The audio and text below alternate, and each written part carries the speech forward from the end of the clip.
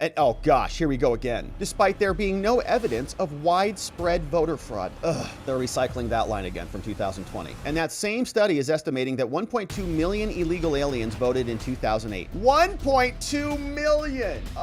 That's over 2 Wyomings voted in 2008. With it, thus, is clearly established that the policy of Congress for so great a part of our life in our constitutional jurisprudence has been to leave the conduct of the election of its members to the state laws. Leave it to the state officers, and that Congress will only regulate such elections by positive and clear statutes. Doesn't sound like preemption at all, in fact. Voter registrations are now becoming due. The clock is ticking until election 2024. The question is, who is getting those registrations completed, and are those ballots going out to illegal aliens or people who should not be actually voting in this election? The answer is yeah. Some people are actually registered who should not be registered. And so when we see this a lot from the left, they come out and say, oh no, it's illegal for non-citizens to be voting. It's illegal for illegal aliens to be voting. And we say, well, that's interesting. Do you think they care about the law? Is that what you're implying? Because by virtue of the fact that they're here, they've already broken the law. Now, I know that they'll come back and respond, and, well, there's asylum because we gave them asylum for everything, but you get the point. We have a problem. Now, Alabama election officials make voter registrations inactive for thousands of potential non-citizens. It's 3,200 voters saying that they're on the rolls. They may not be citizens. So how did they get on the rolls if they're not citizens? Arizona's trying to clean it up, but let's see what's happening in Alabama. Thousands of registered voters in Alabama who've been previously identified as non-citizens by the feds will have their registration status changed to inactive, the Secretary of State announced. Then voter right groups came out and blew a lid. The Secretary of State there, Wes Allen, shout out, announced on Tuesday 3,200 people will receive letters saying, well, you're not going to be voting because we cross-referenced the list of non-citizen identification numbers provided by Homeland with local voter registration numbers. Alabama has over 3 million registered voters. This is not a one-time review of our voter file. We're going to continue to conduct reviews on this to make sure everyone in our file is eligible. And we're going to continue to look at this. Fear that non-citizens are voting has become a cornerstone of Republican messaging. And oh gosh, here we go again. Despite there being no evidence of widespread voter fraud.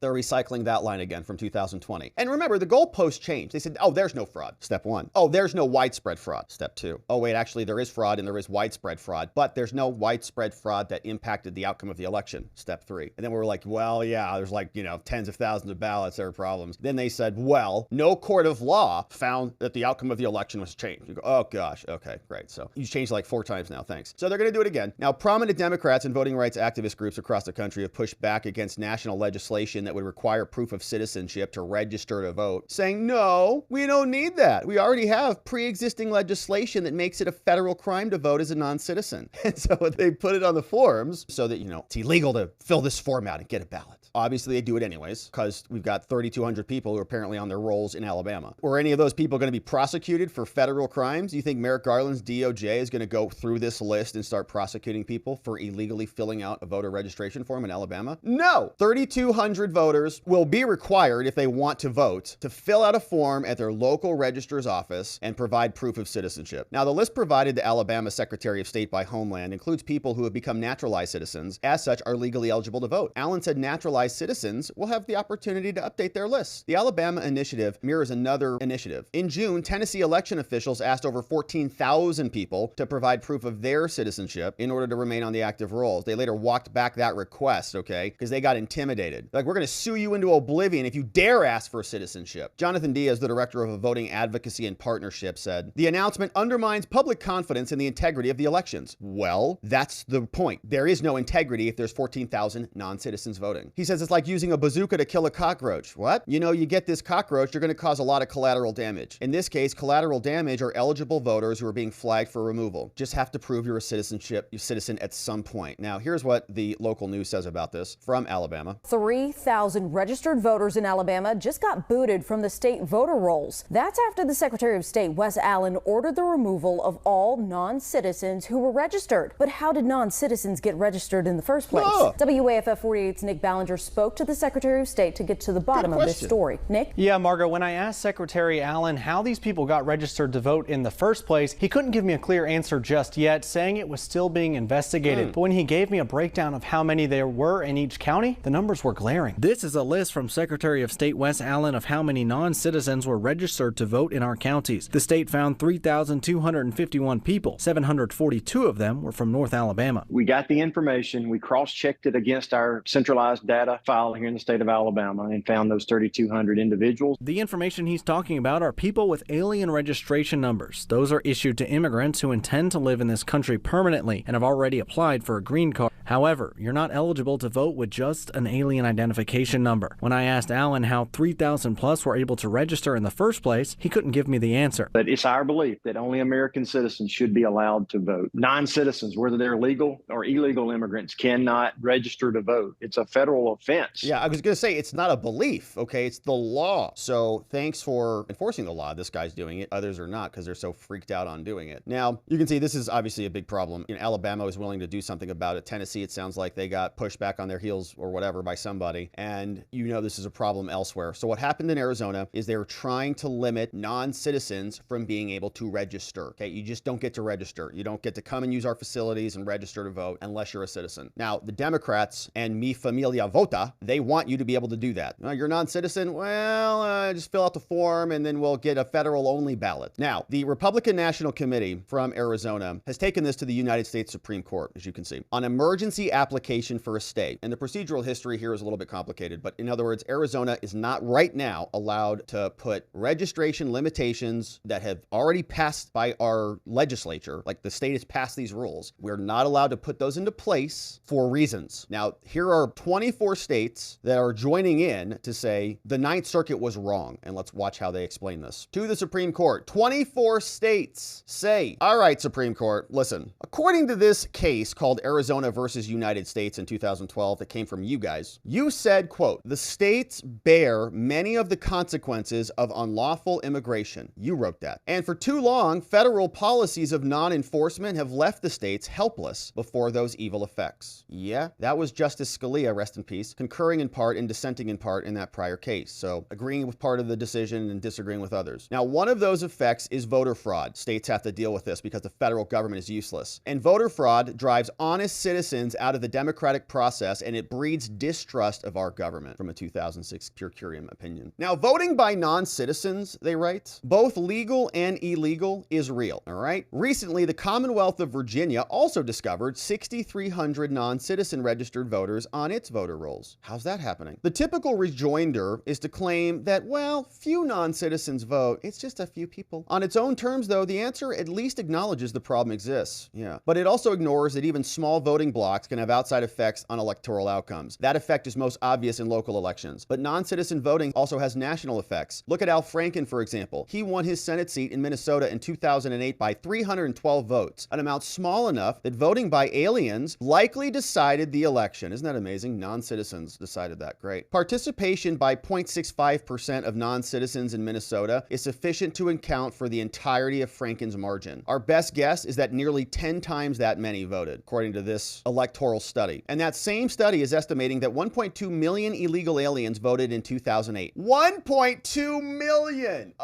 That's over 2 Wyomings voted in 2008. Oh my gosh. While enough voted in North Carolina to provide reason to believe that they delivered the state's electoral votes to President Obama. Study comes from Jesse T. Richmond. Do non-citizens vote in U.S. elections? Question 36 electoral study 149 2014 article. Looks like it might be a paper. Looks like a study. Yeah. So there is every reason to believe that this problem of non-citizen voting has gotten worse. That's why Kamala was inviting him in every day. Now, as the number of aliens in the United States has undeniably grown. Now, one study suggests that there were over 11 million illegals in this country in 2019, but now the southwest border, for example, is out of control. That figure is even higher. Over the last 3 fiscal years, encounters at the southwest border have risen from roughly 1.7 million to nearly 2.5 million. Thank you, Harris Biden. With over 1.8 million encounters to date in the fiscal fiscal year 2024. That comes from the Border Patrol numbers and Homeland's numbers, footnote 4 from cbp.gov. Big numbers increase. Why? Now, indeed, the problem has grown so bad that the governor of Texas has invoked the invasion clause. The number of lawfully present aliens has also grown, indeed every year since 2000. The United States admitted approximately 1 million permanent resident aliens, and that's a footnote 5 from migrationpolicy.org. Now, each of those aliens represents another possible opening for voter fraud. For each represents a probability, no matter how small, that they will vote illegally, right? There is a definitely happens. Question is how much, and if we're talking about small margins, Franken wins, Obama wins. Add to that other possible sources of non-citizen voting, like aliens here legally, but who cannot vote, who have overstayed their visas, and the magnitude of the problem becomes clear. And then you ask yourself, right, what if they're filling out forms and they just don't understand the distinction? Are you a U.S. citizen, yes or no? If you mark no, don't fill out this form. It's a felony. They say, well, I mean, I have legal residency, and so,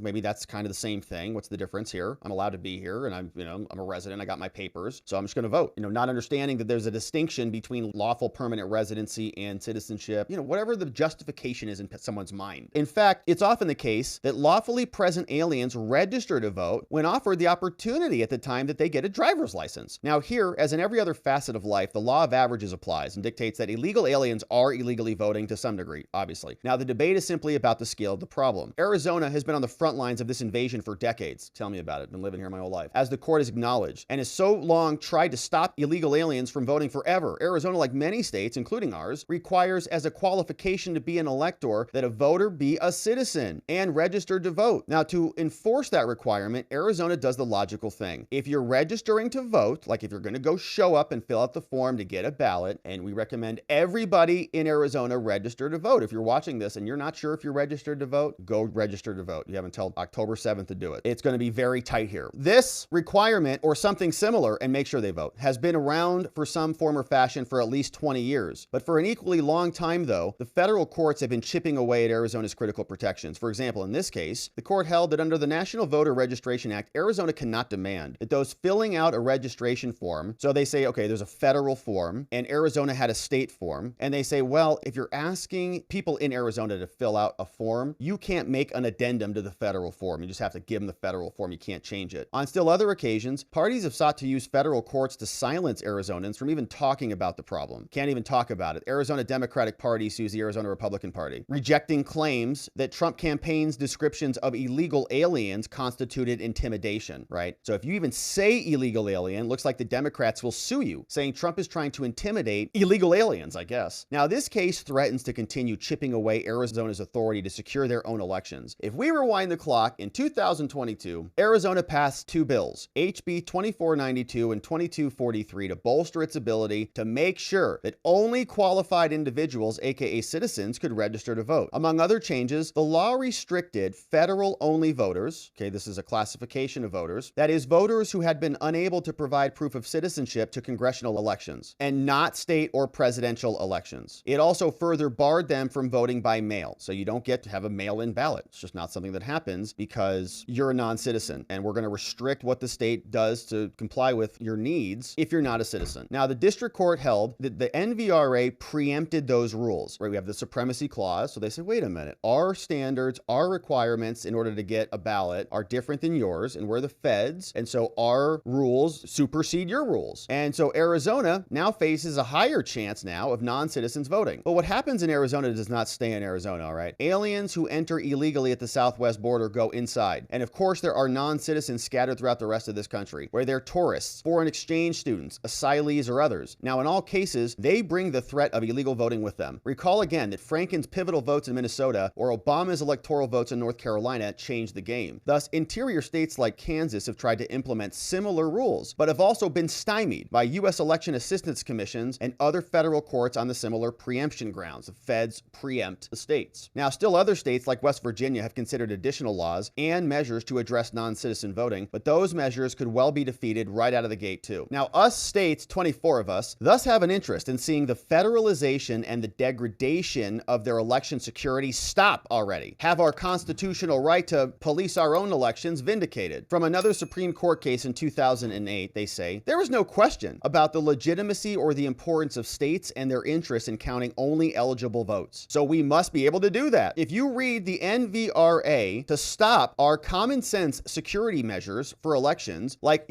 basic, requiring documentary proof that they're a citizen to vote in some elections, that undermines that interest. Now, this right to police elections is a core component of our state sovereignty. It's fundamental to the definition of our national political community that foreign citizens do not have a constitutional right to participate in, and thus must be excluded from, activities of a democratic self-government. Thus, states, as the sovereigns, may reserve participation only to citizens of this country. And as sovereigns, each state has an obligation to preserve the basic conception of a political community. Now, the Constitution respects that sovereignty. It guarantees it, actually. Read the 10th Amendment and these other sections, including those governing presidential elections and more. It is therefore not something that Congress can take away from us. And so while the states support the applicants in full, Arizona, they focus here on the district court's decision, saying that the Fed law preempts, supersedes the Arizona law. That determination is a direct threat to Arizona and other states' ability to police their own voter fraud. It's erroneous, and the court should reverse the Ninth Circuit. Now, here's their argument. They say, look, all right, Supreme Court, this court should grant relief. Arizona has already set qualifications and registrations. The NVRA, the feds, can't change that. But even if this court disagrees, there are other reasons why the NVRA doesn't preempt the Arizona law. Let's talk about it. They say the district court made a mistake. They erroneously concluded that the federal law preempted Arizona. Of course, the feds trace their roots back to this provision of the law, but that decision is terrible and should be overruled anyways. On a practical level, the court's reading of that meant that Arizonans' ability to register to vote turns on whether they use a federal form. And Alito says, we don't think that's what Congress had in mind when they wrote that. Now, reliance on agency action to address this is not a good cure. And this preemption analysis is dubious, saying that they have a basis to preempt the states. The history of voter registration and electoral regulation from the foundation of the government to our day is one of state regulation, okay? States govern their elections. With it, thus, is clearly established that the policy of Congress for so great a part of our life in our constitutional jurisprudence has been to leave the conduct of the election of its members to the state laws, leave it to the state officers, and that Congress will only regulate such elections by positive and clear statutes. Doesn't sound like preemption at all, in fact. So there's no warrant for treating an ambiguous law that's passed pursuant to the legislature's authority under the Elections Clause, right? In other words, the states are basing their power to make these changes in the Constitution. Then you can't just override that with some sort of federal statute. Now, at a minimum, the history of state control of election regulations generally, and voter registration more specifically, recognizes the broad scope of authority of the states. States have broad powers to determine the conditions on how voting works. It's quite unlikely that Congress meant to alter these when they passed the NVRA. The court should respect the states and their leading role in voter registrations and in creating and enforcing voter qualifications. They don't get to interpret the Elections Clause in the Constitution to undermine that. So, Supreme Court, you need to grant this application, please, and thus find it likely that we're going to succeed. The court should do this at some point. Overrule that case, or at least don't extend its reasoning, because the majority that decided that case was erroneous. It's interpreting a rule that doesn't apply as their interpretation suggests. The latter point is sufficient to sustain our request. Under Arizona law, registration is itself a qualification. An elector shall not vote in election unless the elector has been registered to vote. Registration is both a means of enforcing the citizenship qualification, and it's a substantive requirement, and it's a necessary condition to exercise the right to vote. The state legislature has made it a requirement to vote, and that's in alignment with the Arizona Constitution. Now, the court has long said that the Constitution, Article 2, Section 1, Clause 2, which says each state shall appoint in a manner as the legislature thereof and may direct its electors. We presume it means what it says, that the appointment and the mode of the appointment of the electors belong exclusively to the states under the Constitution of the United States. Look at these Supreme Court cases from 1892 and also Bush versus Gore. Now, this was the problem in many ways in 2020, because what happened was the legislatures lost control, right? The executive branch stepped in there. They made private deals with third parties, and they usurped the power of the legislature. Now, to further illustrate the mischief that this case has engendered, the 10th Circuit has really garbled it as well. The line between procedural and substantive is blurry. This is a poor way for Congress to write statutes when it's all muddled up. And so we have to get rid of this fake interpretation. Procedural versus substantive differences. This is how we're going to interpret. Just get rid of it, okay? The whole thing is bad, and it's not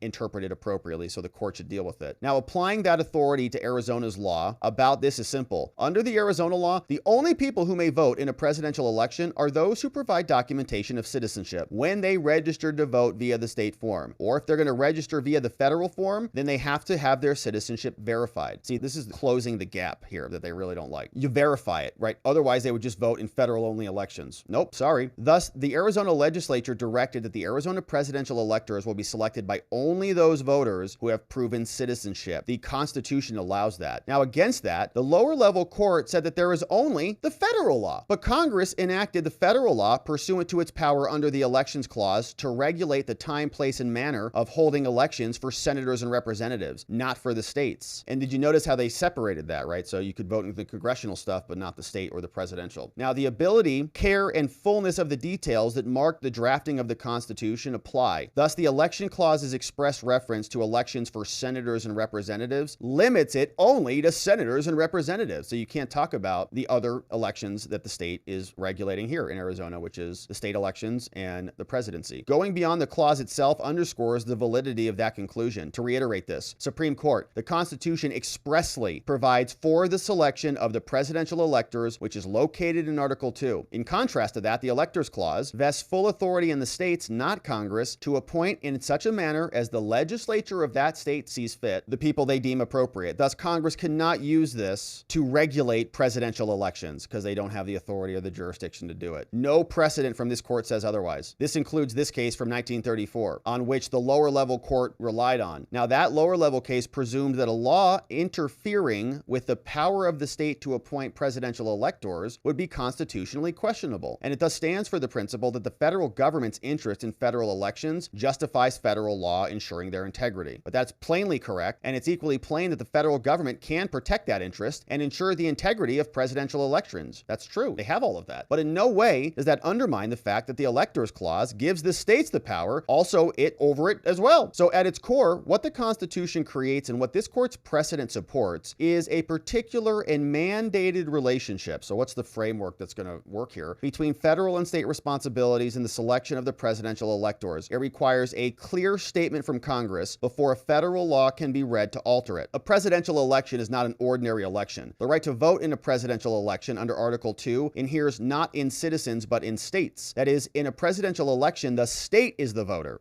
It follows that how a state exercises its right to vote is left to its discretion, right? Because that's how we distinguish. It's not a popular vote, right? So we're now basically putting all the votes into the bucket of the state, and the state gets to decide how the votes get into the state's bucket. It says, and as a corollary, federal laws governing voter registration do not limit the state's discretion. At the very least, they do not absent a clear statement from Congress that's intended to tee up this constitutional conflict. Interesting. Now, the NVRA, which rests on the Congress's power to regulate the time, place, and manner of elections, in no way provides that statement. And so they can't usurp our power unless they're intentionally stating they're usurping our power. To the contrary, in fact, the law's reliance on the Elections Clause strongly suggests the contrary. And so the lower level court made a big boo-boo. Also, the law does not preempt Arizona's sovereign right to regulate our own elections. That's right, baby. As the applicants note, these 24 states joining Arizona say that the district court's decision to invalidate Arizona's decision to limit mail-in voting to only citizens is also textually inexcusable. So Arizona said, no, I mean, unless you're a citizen, we're not going to mail you a ballot. Like, obviously not. So if you prove you're a citizen, we'll mail you a ballot. Otherwise, no. After all, the NVRA says that the states retain the right to establish their own procedures, just like that, for registering to vote in 3 described ways. That's all Arizona has done, okay? And more to the point, NVRA concerns registering by mail, not voting by mail, all right? So this district court has just pulled this out of their booty. The overreach is particularly obvious for state elections as well. This section of the law bars mail-in voting for, quote, any election, which includes state elections in the absence of proof of citizenship. You know, stamps are expensive these days, okay? Biden's inflation has caused everything to be expensive. So we're not mailing,